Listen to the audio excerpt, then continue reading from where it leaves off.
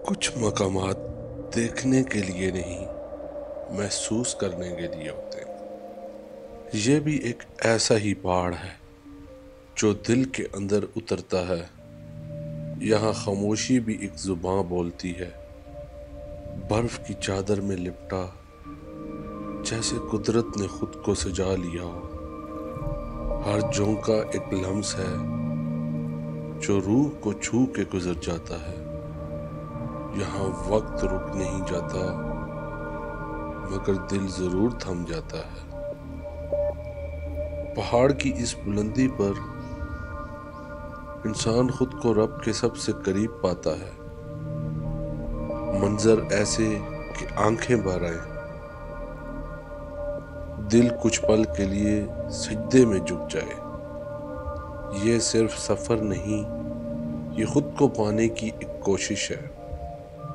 आइए मेरे साथ इस खामोश मुकद्दस हुस्न में खुद को खो दें। ये है राका पोशी।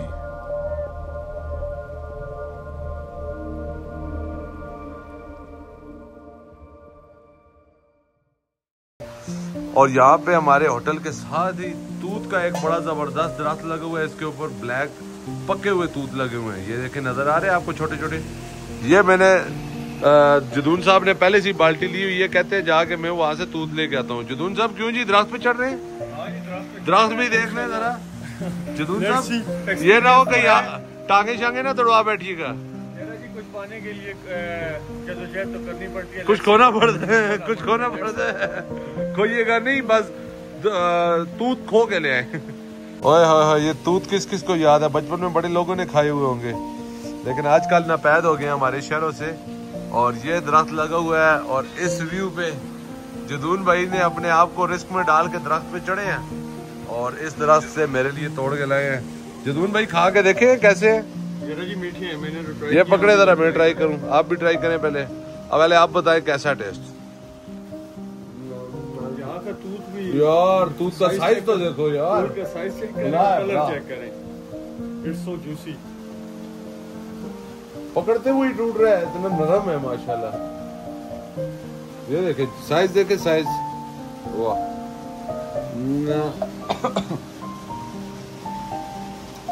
ओए और फला हुआ कितना है। अगर मैं आपको दिखा सकूं, लाइट तेज है ना सूरज की, ये देखें।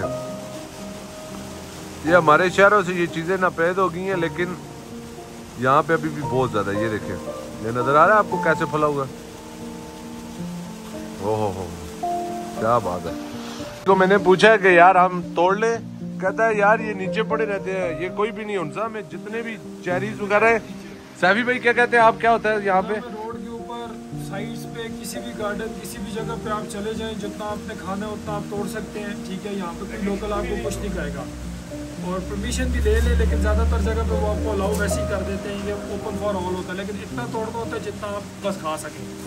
और खुबानियाँ, सेब, नाशपाती, ये शहतूत, ये इतनी वफर मकदार में होते हैं कि यार वक्त नीचे पड़े रहते हैं। अभी भी देखें कि नीचे कितने, वो देखें नीचे, नीचे देखें। ये तूत जो हम खाने को तरस रहे हैं, ये इधर नीचे पड़े हुए हैं, बिखरे हुए, पके हुए, नीचे गिरे हुए हैं। एक ओ खुबानी भी ऊपर पकी है, कोई नहीं तोड़ रहा। और मैं एक बात कहूंगा कि आप लोग तूत तोड़ा करें, फ्रूट तोड़ा करें, खाया करें, पहले तो इजाजत लेके खाना चाहिए। इजाजत के बगैर मैं तो नहीं कहूँगा खाना चाहिए, क्योंकि ये हराम हो जाता है। हर मालिक का एक जैसा जहन नहीं होता। किसी बंदे का दिल करता है देने को, किसी का दिल नहीं करता। किसी की अपनी जरूरत होती है, अपनी फैमिली बड़ी है, खुद खाना चाहते हैं। और दूसरी बात, अक्सर लोग ये शाखें तोड़ के ले जाते हैं। शाखें मत तोड़े, ये जैसे हमारे भाई लगे हुए हैं ना, सिर्फ तूत तोड़ रहे हैं। इस तरह तूत तोड़ा करे या फ्रूट तोड़ा करे, उससे अगले बंदे की वो शाख जो होती है, ये एक शाख आगे पहुंचने में अच्छा खासा टाइम लेती है। तो इन शाखों को कभी मत नुकसान पहुंचाइए। 20-20, 50-50 सालों की मेहनत होती है, तब जाके ये फ्रूट इसके ऊपर उगता है। सुबह होते ही एक दफा फिर दरख्त पर चढ़कर खूब जी भर के तूत तोड़े और जी भर के खाए। क्योंकि बहुत लंबा सफर किया था, वीकनेस हो गई थी, इसलिए रेड ब्लड तूत खाए और जान में जान आ गई। आज हमारा प्लान वापसी का है, लेकिन रास्ते में एक बहुत खूबसूरत पीक जिसे मैं हमेशा रोड से खड़े होकर देखता हूँ और मेरे दिल में ये चाह होती है कि शायद कभी मैं इस पीक के ऊपर समिट कर सकूं। लेकिन शायद ये ख्वाब तो ख्वाब ही रह जाएगा। लेकिन इस दफा हमने राका पोशी के एक व्यू पॉइंट पे जाने की ठान ली, जहाँ से राका पोशी का एक बहुत खूबसूरत व्यू नजर आता है। फोन उड़ाते उड़ाते मेरा हाथ कट गया। मैं लेना चाह रहा था ये राका पोशी का शॉट लेना चाह रहा था। राका पोशी कितनी खूबसूरत लग रही है, ओह माय गॉड। अब तो ड्रोन उड़ाना ही पड़ेगा भाई। जैसे आज सुबह सुबह नाश्ता करने के बाद हम निकले और पहुंच गए नगर में, और हमारा प्लान बना है राका पोशी जाने का। राका पोशी का इस टाइम पे व्यू चेक करें, ओह माय गॉड, अल्लाह अकबर, क्या व्यू है यार। रहा नहीं जा रहा मुझसे, और मैं चाह रहा हूँ कि गाड़ी को पास राका पोशी के करीब लेके जाएं। तो अभी जाते हैं हम पिसन जाके वहाँ पे गाड़ी खड़ी करेंगे, और 8-10 मिनट की ट्रैकिंग है। वहाँ से हम इंशाल्लाह राका पोशी के ऐसे शॉट लेंगे कि मजा आएगा इंशाल्लाह।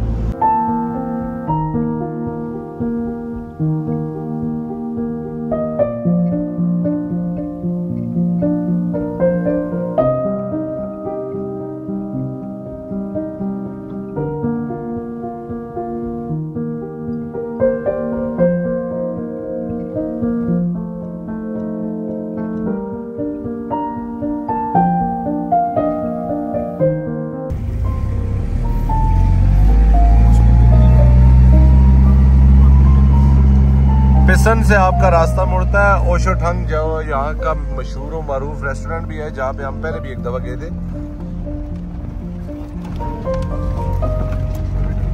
कारखंड भी आपको यहीं पे मिलेगा, इसी होटल पे, इसी ट्रैक पे, जो पत्थर में एक स्पेशल बकरे के गोश्त से बनाई जाती है डिश, और वो जितना टाइम आप खाते रहते हैं वो उबलती रहती है बीच में उस पत्थर में, क्योंकि वो पत्थर बड़ा मोटा सा होता है और वो काफी टाइम हीट अप रहता है। घंटा आप अगर उसमें छोड़ देते तब भी गर्म रहेगा।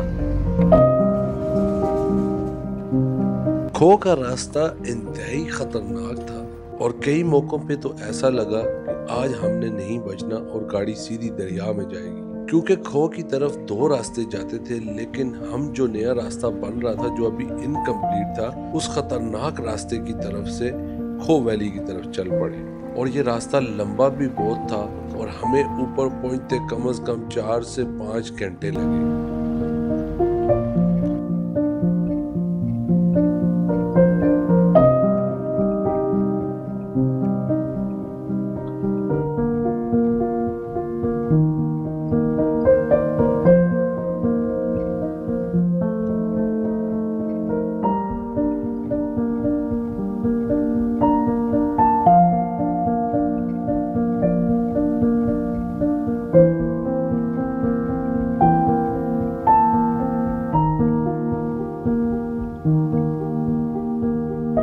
लेकिन जब हम टॉप पे पहुंचे तो राका पोशी ने हमें धोखा दे दिया। राका पोशी ने बादलों की चादर अपने ऊपर ओढ़ ली, लेकिन मैंने चलते फिरते मौका पाके कुछ खूबसूरत शॉट्स राका पोशी के ऑलरेडी ले लिए थे।